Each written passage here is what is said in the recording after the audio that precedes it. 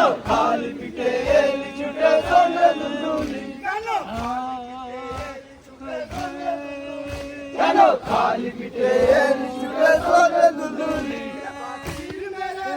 কে বাতিল মেরেছে কে বাতিল মেরেছে